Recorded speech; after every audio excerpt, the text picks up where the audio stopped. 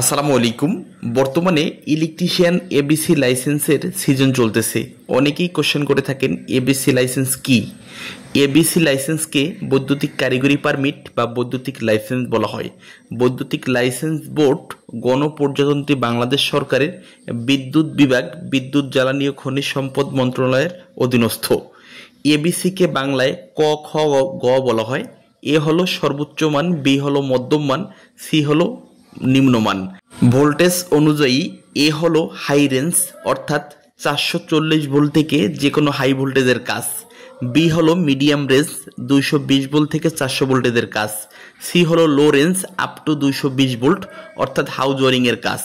এখন আপনি চাইলে আলাদা আলাদাও এই লাইসেন্সগুলো করতে পারবেন, আবার সবগুলো একসাথেও করতে পারবেন। তবে সি বাদ দিয়ে কখনো বি করতে পারবেন না, বি বাদ দিয়ে কখনো এ করতে পারবেন না। এই এবিসি লাইসেন্স মূলত 3 ক্যাটাগরির: electrician ABC licence, supervisor ABC licence এবং ঠিকাদারি এবিসি লাইসেন্স।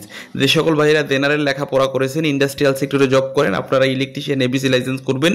আর যে সকল ভাইরা ইঞ্জিনিয়ার অর্থাৎ ডিপ্লোমা পাস করেছেন বা বিএসসি পাস করেছেন, আপনারা সুপারভাইজার এবিসি লাইসেন্স করবেন। আর যারা ঠিকাদারি বিজনেস করবেন, যারা ঠিকাদারি লাইসেন্সটা করবেন। ধন্যবাদ।